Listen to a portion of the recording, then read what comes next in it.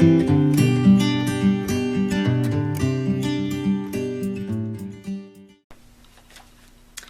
Flosstube, Katrina the Crafty Cataloger here. It is April 30th, 2019 and I'm here for my 7th Flosstube update. It has been a little over a month since I was here to visit with you last, and so I have a lot to show you. Welcome back to those of you who have been to visit me before, and welcome to those of you who are visiting with me for the first time. I hope that you will see something that you enjoy. I'm going to get started right off the bat with cross stitch.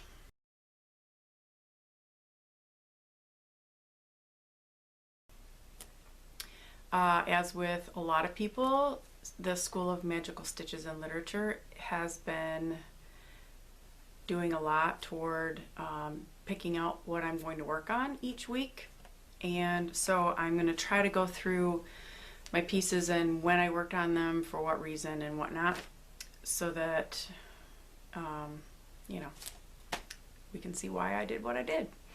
The first piece that I have to show you is Every Bird Welcome. This is designed by Diane Arthurs, and the chart came from Imaginating, it says. This was started as a sale with Taryn Burley over at TV Designs, and I know that she has finished hers already. That's what the end product is supposed to look like, and mine looks like that so far. I've made a lot of progress on this, but I still have a long ways to go. I still need the E on the end, and I know that up across the top above the M, the OME, there are some more birdhouses and tree parts that need to be put in, and then there's a whole lot of back stitching that still needs to be done. I have done some back stitching, but not all of it. So I love that red bird right here. He's one of my favorites.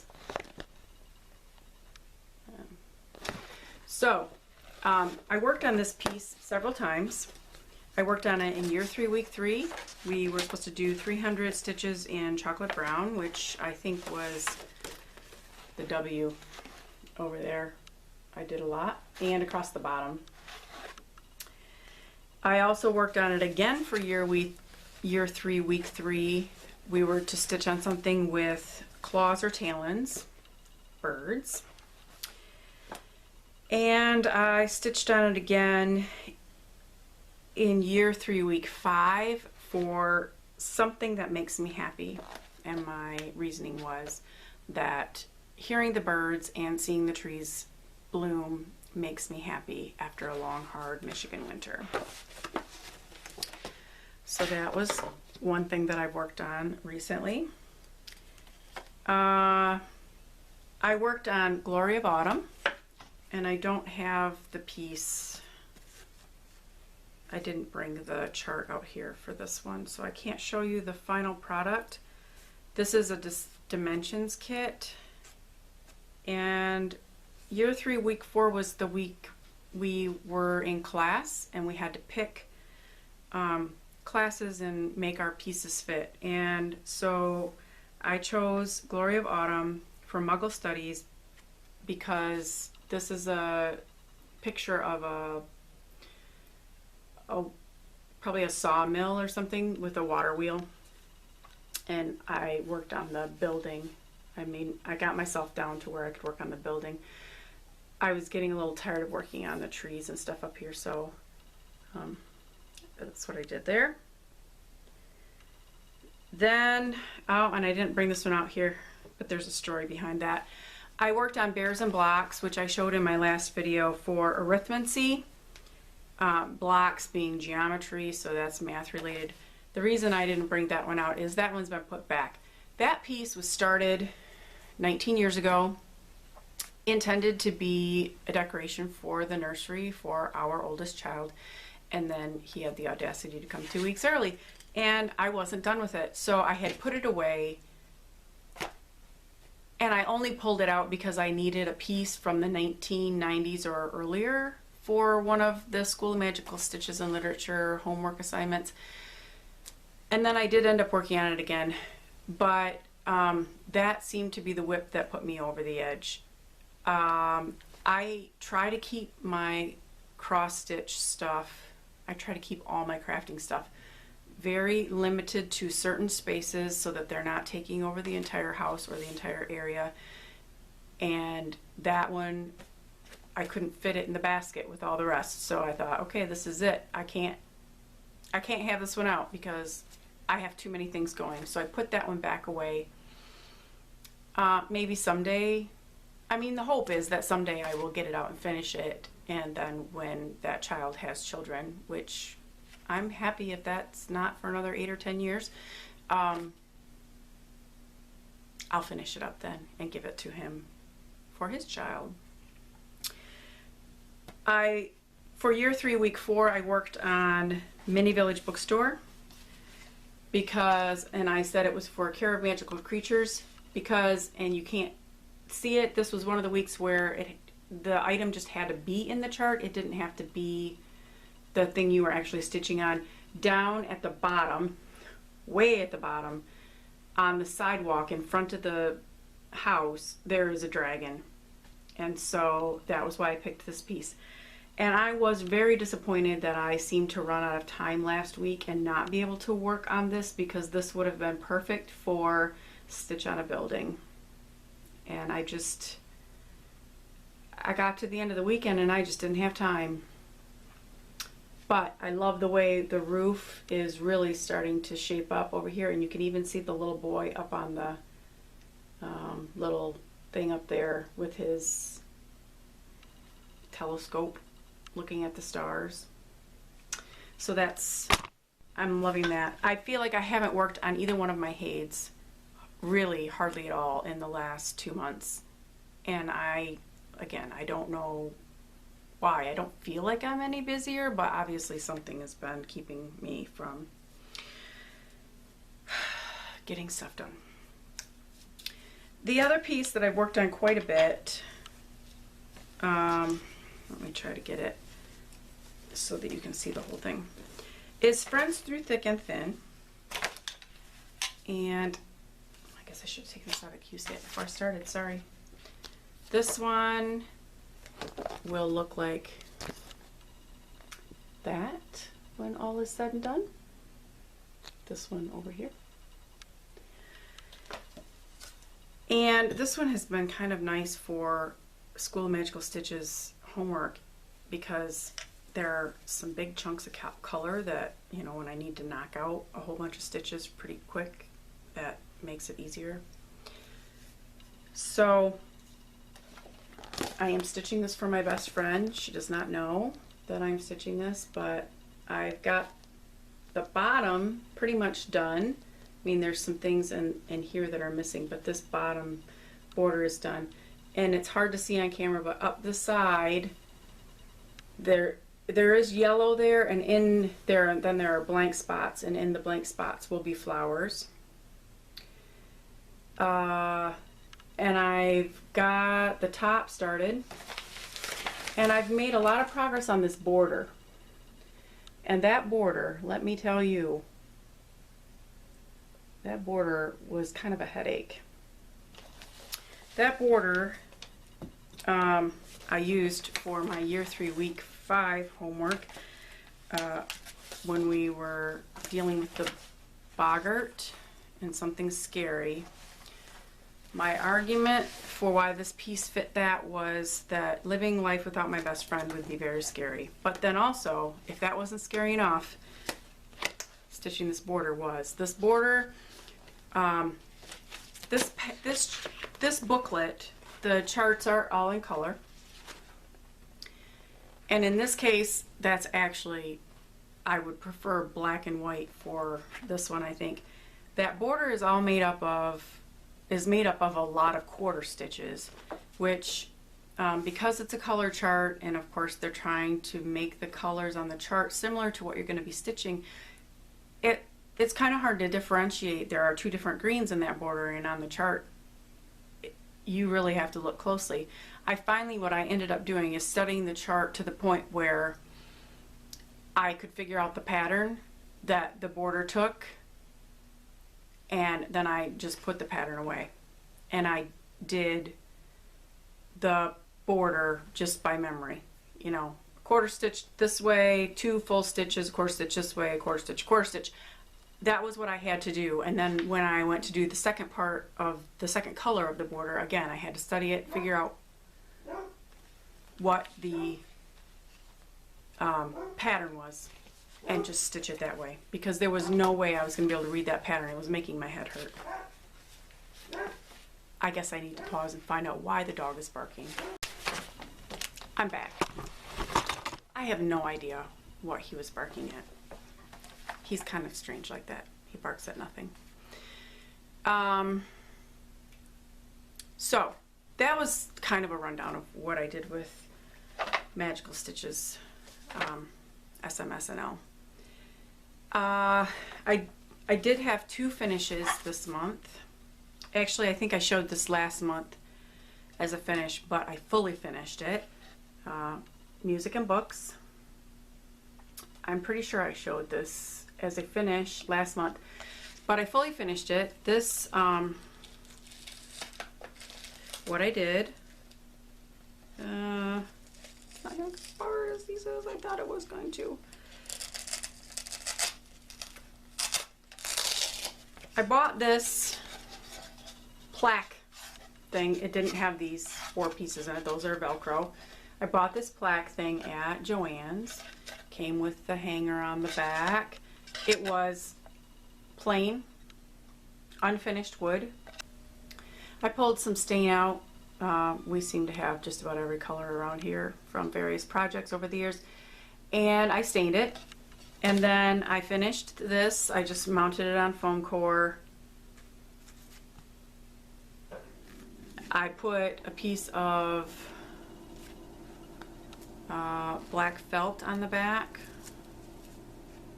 and then put some Velcro on it.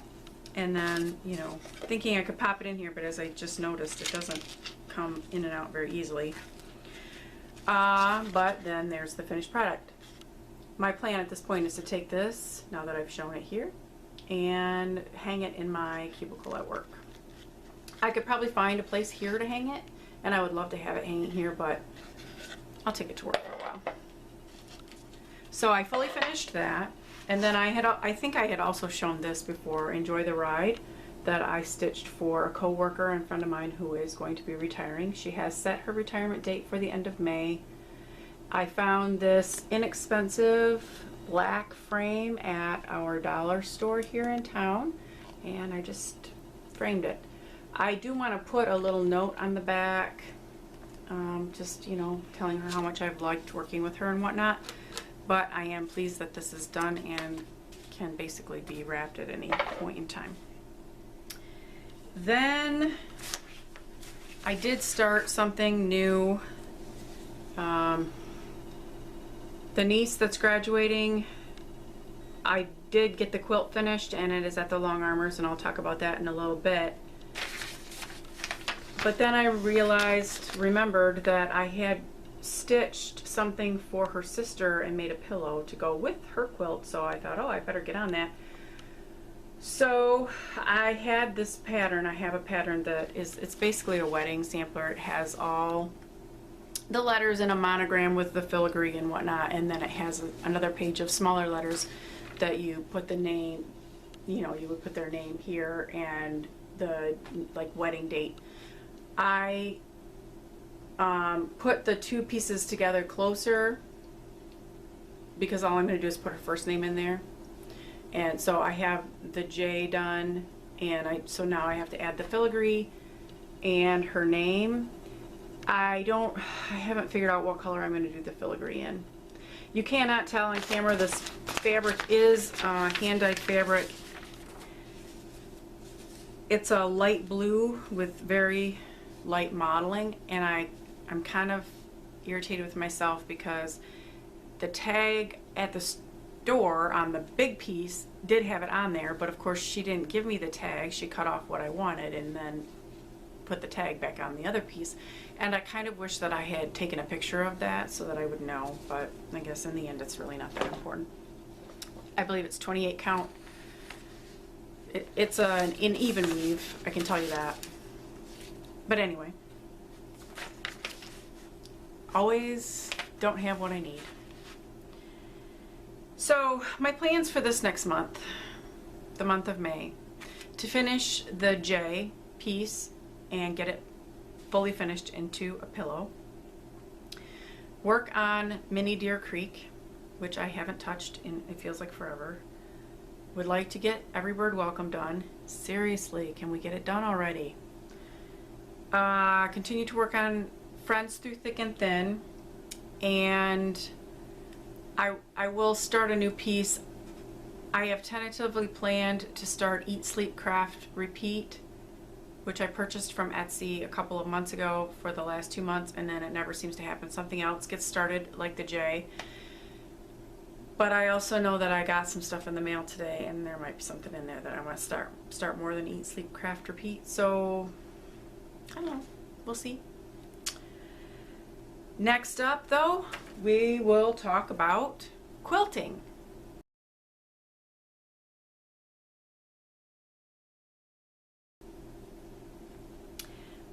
As I mentioned, I did get my niece's quilt done. It is at the Long Armors. I will insert a picture here of the finished quilt top. I'm hoping that they will call and I will be able to go pick it up sometime this week or next week, and then I will just need to put the binding on it and it will be done and ready to be wrapped. Her graduation party is June 1st, so I'm gonna have to get right on that when I get it back. When I get that fully finished, I think I'm gonna try and send my sewing machine in. I think it's time for a cleaning. So then I will be without my machine for, you know, however long that takes. But when it comes back, I really want to try to get back to piecing the cubbyhole quilt together that I feel like I've been working on forever.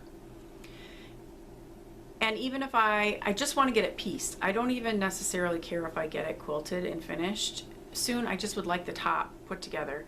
And then after that, I have a kit for a wall hanging that I really want to get done, because there's a blank space above the fireplace that I sometimes sit in front of for my videos that really needs filling, and that wall hanging kit is what I bought to put there, and so I need to get on that. But one other thing I did with my sewing machine this month was I made this cover. It's kind of a patriotic, has stars. I followed a video basically for a book cover the girl did, and her video was very helpful and I thought it was very easy to follow. But what I wanted it for was for an iPad mini. This is actually my first iPad mini.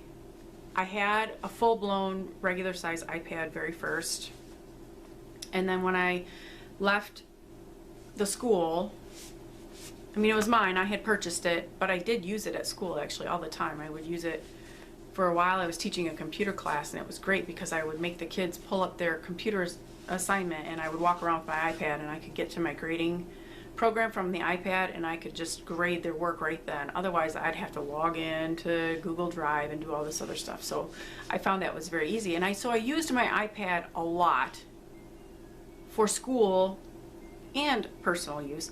But then when I got a job somewhere else and I wasn't using it for my work, it was just for my enjoyment, I really decided that I wanted something smaller. So it was getting to be a few years old, and so I told my husband, well, I think I'd like to upgrade, and so I ended up getting a Kindle Fire, partially because it was cheaper. And sad to say, I kept that Kindle Fire for about a year, and then I traded it in on this iPad mini. I absolutely hated that Kindle Fire. And maybe it was because I had had an iPad previously and the Kindle Fire was just so different. But so I got this iPad mini and I loved it.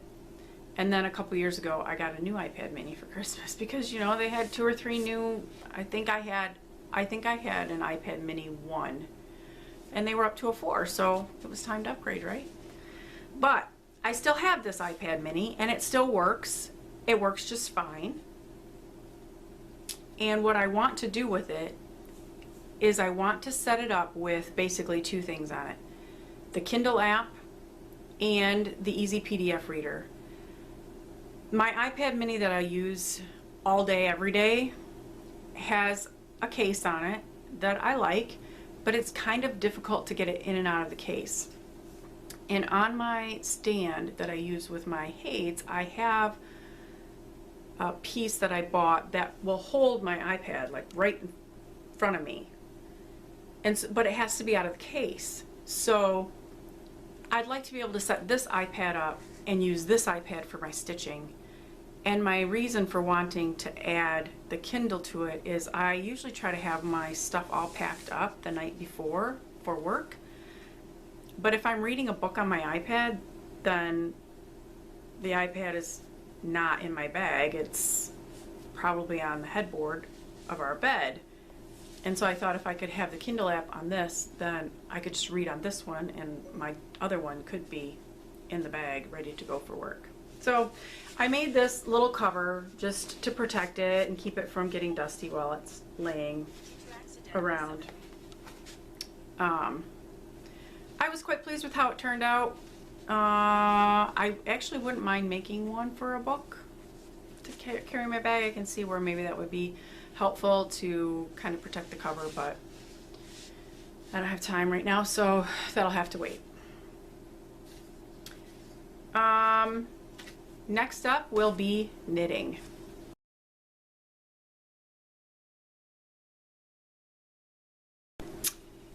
Now, I am pretty excited. This isn't going to show well though, is it? I have a finish.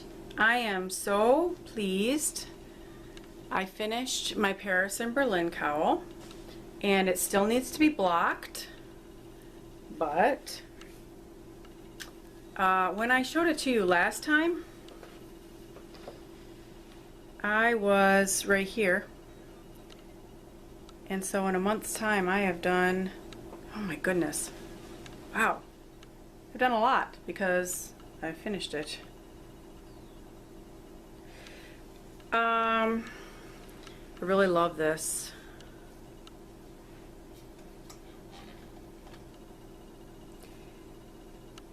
This quilting pattern that's on here, and what I love about this is that it looks really hard, it looks really intricate, and it really was very simple.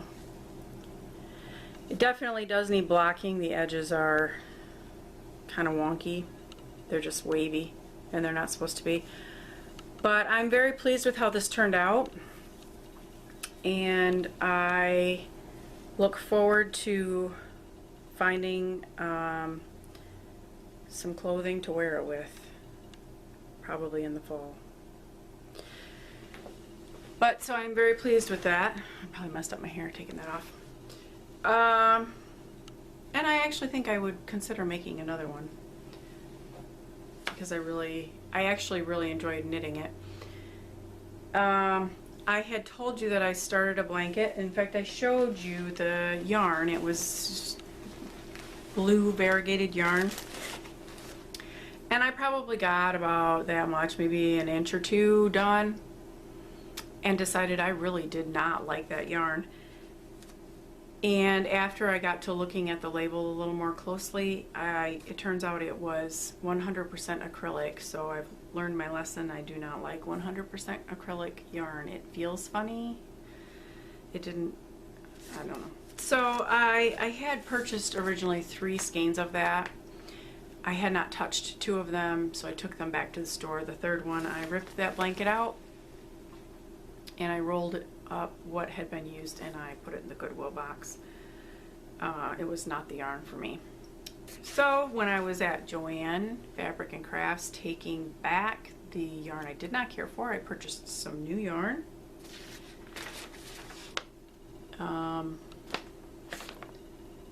It is soft, baby colors, purple, light purple, yellow, blue, green, and I have started, barely started, another blanket. I'm going to just do the same one that I did before this time. I think this is going to knit up so pretty. And I sort of, in the back of my mind, might have somebody to give this one to, but if I decide not to do that, that's fine. I think I'm just gonna keep finding baby blanket patterns that I like and knit baby blankets. And if I have them on hand when somebody says they're having a baby, then I will be able to just give them one as a gift. And then I went, I feel like I have yarn or something stuck to me. I went to a store in Jenison, Michigan a couple of weeks ago, and I have to say I was a little bit disappointed. I had asked on the Michigan cross stitch group a month or so ago if anyone knew if there were any cross stitch stores in Grand Rapids, and someone had mentioned this store, and when I did a Google search, this is one of the few in the area that comes up, which amazes me that a city the size of Grand Rapids somewhere doesn't have a really good cross stitch store. But it was called Country Needleworks, and it was a nice store, don't get me wrong, but it didn't have very much cross stitch stuff. The whole front corner of the store was paper crafting stuff. Then probably 2/3 of the store was yarn and knitting stuff, and then a little tiny corner in the back had some cross stitch stuff, which I was able to get that fabric and some hand-dyed threads, but they maybe had 2 little baskets of patterns. They just didn't have a whole lot. And I wish they'd have had more, but maybe it's a good thing they didn't. But then as I was wandering around, I came upon this pattern, and I'm going to warn you, I think that the picture on the pattern is really ugly. I definitely would never pick these colors, and had I only seen these colors, I would have not purchased this pattern. It's called the Rick Roll Wrap by Lyrical Knits. Those colors definitely are not me. I would never make them those colors.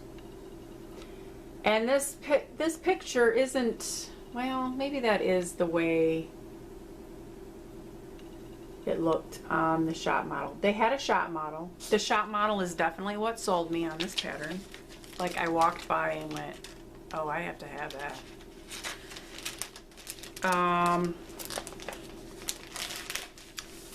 So I bought some yarn, and that's going to be my next project that I start. And these colors right here are what the shop model was done in. This gray, which is called Dirty Panther.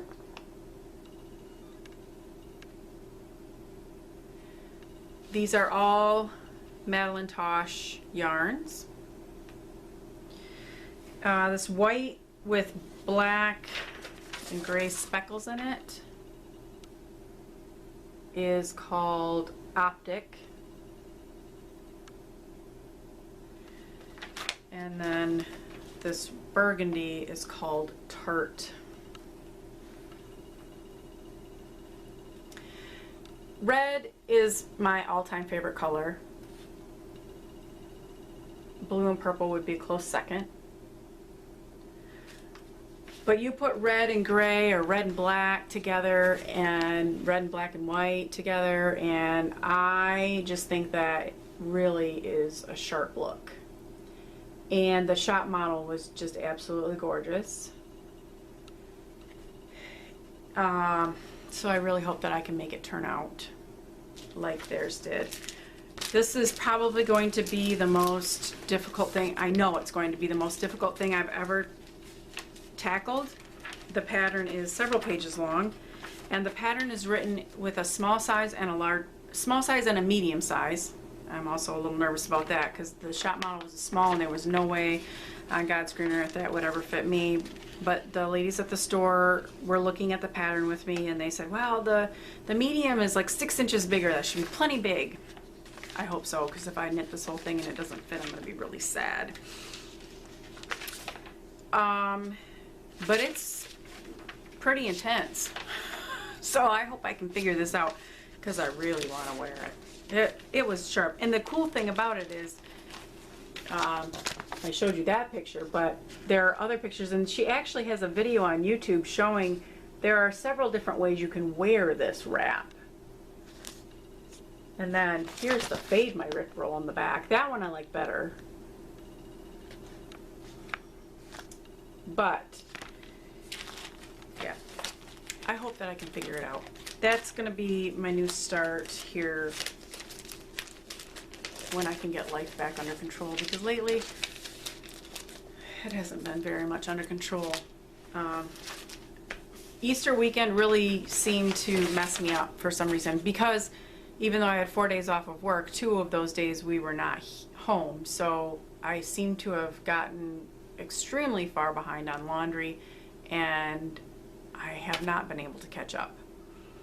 I'm hoping that yet today, which it's pretty late, so probably not. I'd really like to get that caught up and get some stuff just back under control. I don't function well when things are chaotic around me. So that was knitting. Next up will be paper crafting.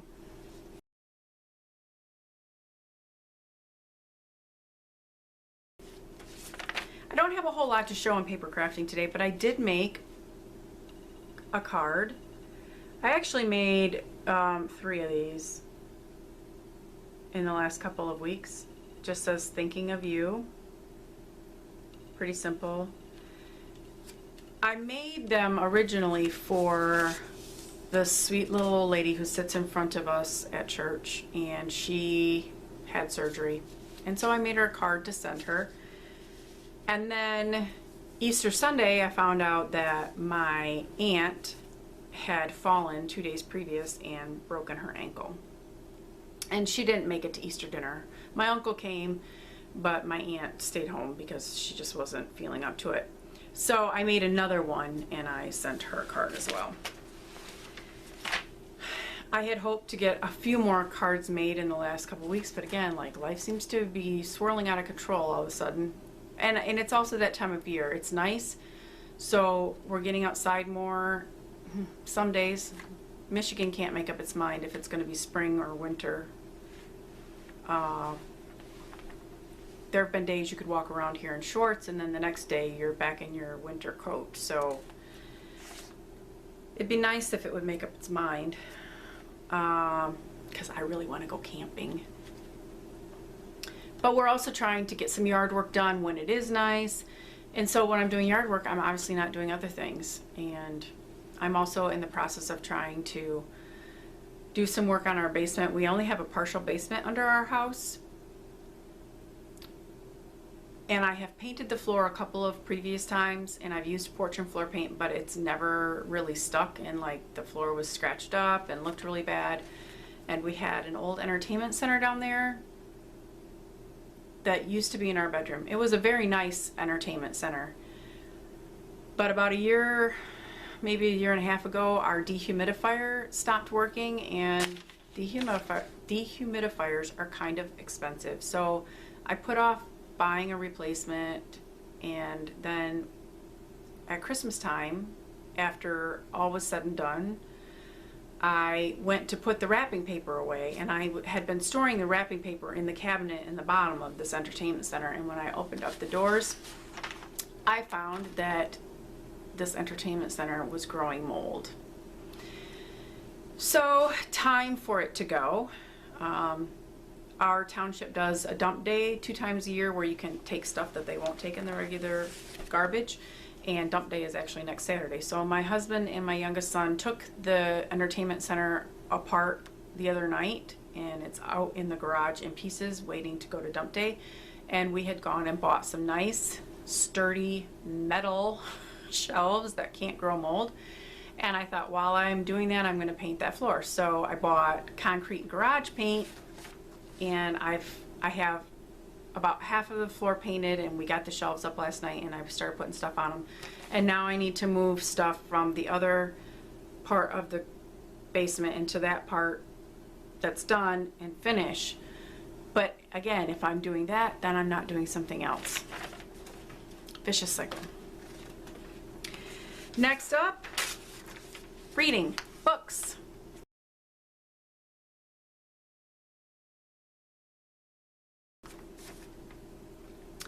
So SMSNL has done wonders for my reading, I guess, because all of a sudden I'm trying to really meet as many of these reading challenges as I can. And I have read a lot in the last month and a half. In fact, I had set my goal on Goodreads to read 60 books this year. Last year I had set it at 60 and I barely made it. I think I maybe got 60 or 61 at the very last minute.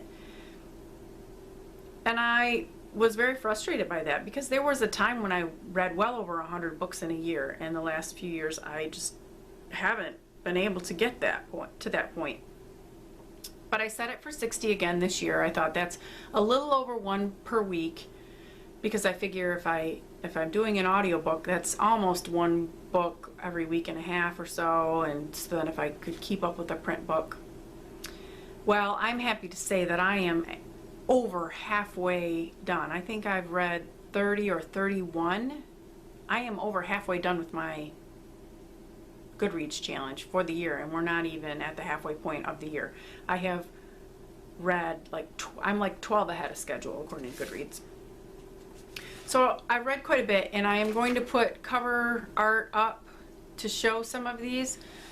In fact, I'll scoot over so that I have more space to put it. And some of them I'm going to put multiple covers up at the same time. Like the series, I read an entire series by Jeanette Oak. It's an older series.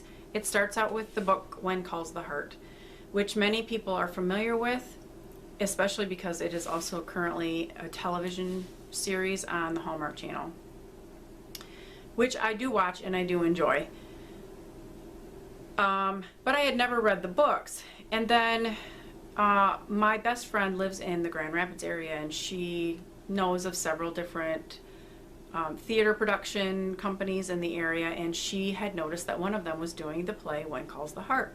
So her and I decided to go, and it was a very nice production. It was a very small production. Their theater is actually an old church, and I think the sign on the wall said maybe it sat 110 or something. And actually the audience was sitting on like chairs on risers, and then the stage was actually just the floor. But they did a very good job on this play. But one thing that kind of shocked me was that the main character was Elizabeth Thatcher, which if you watch the show, that's the main character. And then the man that she falls in love with and marries was named Wynn Delaney, which if you watch the show, the man she falls in love with and marries is Jack Thornton. So I was a little confused. I'm like, why did they change the name? Well, so I read the book, and turns out Jack Thornton doesn't exist in the books. The other main character's name is indeed Wynn Delaney. And aside from the fact that Elizabeth is from a well-to-do family, she moves out west to be a teacher, and she marries a Mountie. That's pretty much where the similarity between the books and the TV show end. So there were 6 books in this series: When Calls the Heart, When Comes the Spring, When Breaks the Dawn, When Hope Springs New, Beyond the Gathering Storm, and When Tomorrow Comes.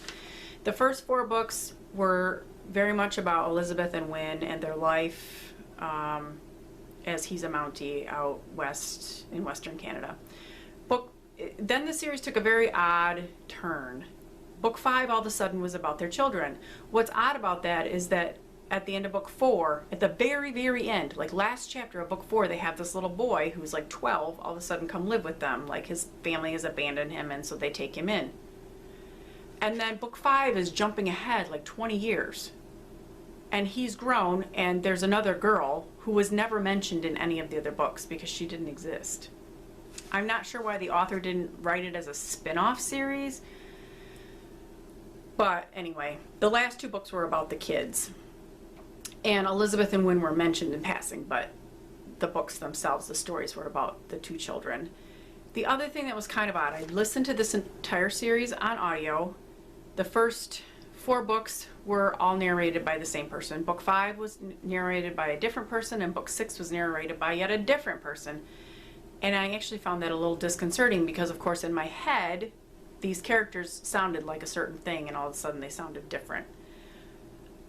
The other thing that was odd is book 6 was abridged.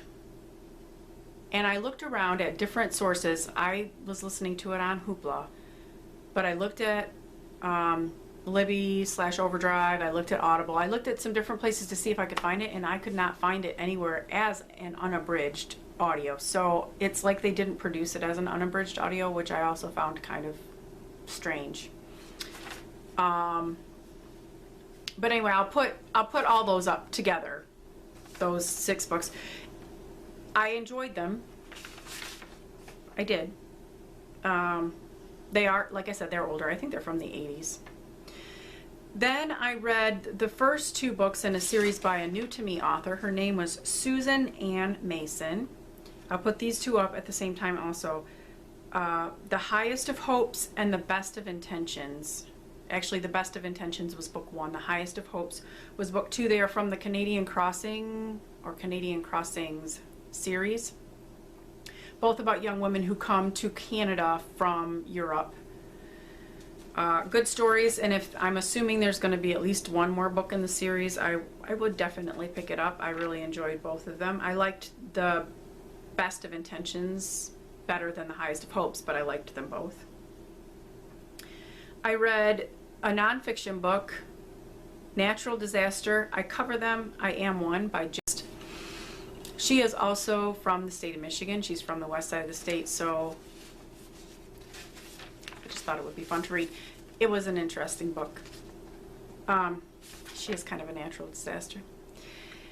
I listened to a book called The Loyal Heart by Shelley Shepherd Gray. It was Christian fiction set right after the Civil War, and it was a good story. I believe there are more books in that series, which I may seek out here soon. Then I read a book called The Little Shop of Found Things, which I think I may have shown on my last video. It was by Paula Brackstone, and I picked that one up because I needed a book for SMSNL that involved time travel, and that one had time travel in it. Then one of the things to read for SMSNL was read a book that had a map in it. So I pulled out a book that I had read when I was a teenager, and I remembered absolutely loving, and I wanted to know if I still loved it as much as I did back then. And I did really still enjoy it. It was called The Chatain's Guardian by Robin Hardy, and it is the first book in a trilogy. I am currently reading the second book, and I'm hoping to finish it today so I can count it for SMSNL as a book that I'm rereading, because I read that one also as a teenager. I had hoped to get to the third book also because it's read a book in a trilogy, although maybe I have to look and see if one of those other 2, the Shelley Shepherd Gray or the Susan Ann Mason books, are part of a trilogy. I could count one of those for that. I am currently subscribed to Audible only for the purpose of getting the Harry Potter books on audio. Once I have all the Harry Potter books, I'm going to cancel my subscription because I don't really want to spend $15 a month for one book, especially when I have access to Overdrive and Libby through my library, and we have audiobooks on CD also. So I don't feel like I should be paying extra money for more audiobooks. But I did want the Harry Potter books, and I kind of wanted to own those, and I wanted to be able to have them for more than 2 weeks or 3 weeks. And along with that, I guess Audible subscribers get to pick 2 Audible originals every month. And so the other day I downloaded one called Elizabeth II, Life of a Monarch by Ruth Cohen, and I really enjoyed that as well. I like Queen Elizabeth. I just think she's a classy lady. I mean, you listen to the story and there are times you think, oh, maybe she wasn't as, you know, nice and classy as I thought she was, but she just comes across as a really classy lady. So I like her. And I kind of like all the royal stuff. I realize it's probably an outdated thing to have a royal family, but all the pomp and circumstance I think is really cool. And I was, I think, 11 when Princess Diana and Prince Charles got married, and I remember getting up in the wee hours of the morning so I could watch that on TV. My plans in terms of reading are, obviously we're heading into year 4 for Harry Potter for SMSNL, so I will be reading or listening to Harry Potter and the Goblet of Fire. And I am currently, I just started yesterday because the rules say that as long as you haven't gotten to 50% or more, you can count it for next time's extra credit. I'm reading Big Little Lies by Leanne Moriarty. I've read other Leanne Moriarty books before and I really enjoy them. She reminds me a lot of Maeve Binchy's writing style. So, I mean, I've only listened to a couple hours, so I'm well within the limits for that. I will continue to read that. I will look through the list. I have already printed the list and made some notes as to some books I think will fit into some of those extra credit options, and I will try to do those. And just continue to power through the pile of books that my mother keeps sending home with me. I can't keep up. She reads them way faster than I can. But anyway, I have been reading a lot and I've really been enjoying it. And a lot of it is on audio, but it's still fun to read the books. So anyway, that kind of leads me to a goal update, which I already mentioned. I have read 31 out of 60 books, so I'm 12 books ahead of schedule for my reading goal. I have been continuing to eat less. I'm not sure I'm eating better, but I'm eating less. I have been continuously logging my food every day, and things are going in a downward direction, not as quickly as I would like, and I still have a long ways to go, but I have made marked progress, so I'm happy about that. I have been continuing my walking goal. I have not missed a day except for Wednesdays, because remember, Wednesday is my day that I told myself I don't have to walk. So I have not missed a day since the end of January. I should look up what date that was exactly. I think it was like the 24th, but I've walked every day except for Wednesdays since then. I should do some math and figure out how many miles I've walked this year. I do have a spreadsheet going, but I haven't updated it lately. I should update it today. I did already go for a walk today. I had every intention of getting up and doing this video first thing this morning and editing it and then going for my walk while this was uploading. At this point, I don't know if it's going to even get uploaded today. It may have to get uploaded tomorrow because, yeah, family's going to be home in half hour, 45 minutes, and I know that I will get in trouble if I'm trying to upload while they're trying to play their games. We have very good internet, but still, I know that they'll squawk.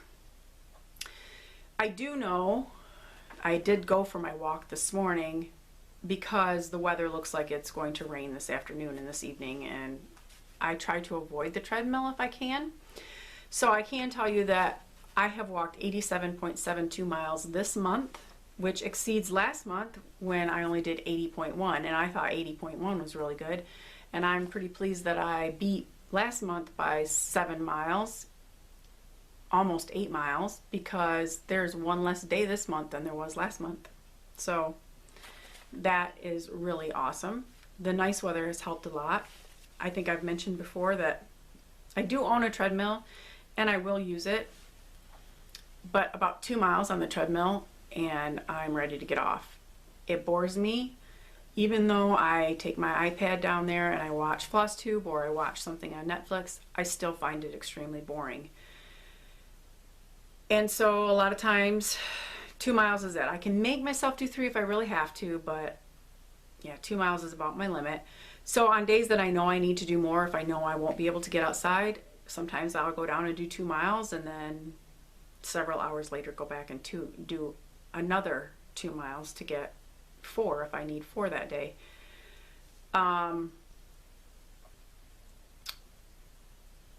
The difference with walking outside for me is that I can easily walk 3 or 4 miles and it doesn't faze me a bit. And I know that part of that is I'm walking on a rail trail. And so if I walk out 2 miles, I have to walk back 2 miles to get back to my car. There's no getting around it.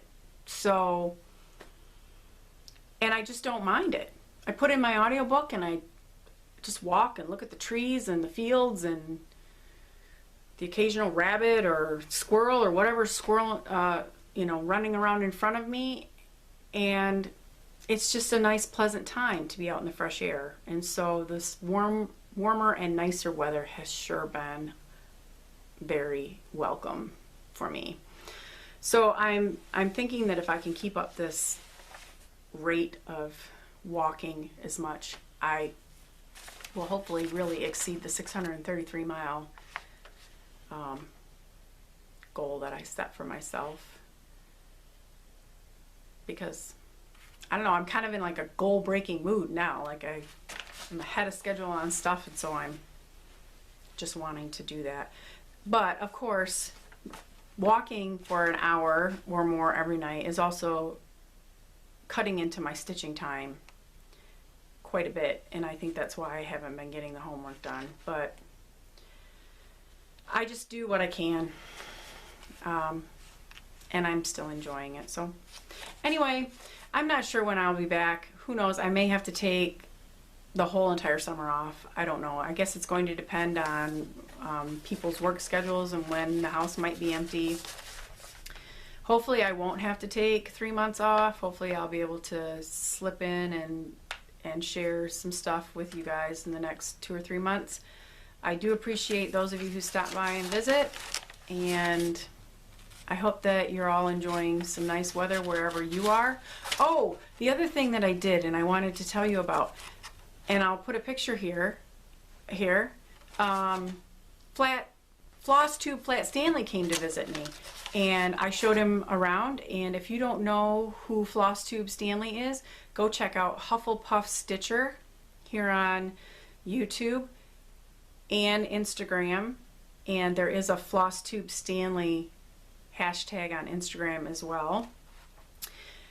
Flat Stanley is a character from a children's book, if you're not familiar, and Stanley is a young boy who is flattened by a bulletin board, and he's not even mad about it because now that he's flat, he can visit all over the world because he can just be folded up and put in an envelope. And so he goes on all sorts of adventures in his books. And so Kayla, who is the Hufflepuff Stitcher,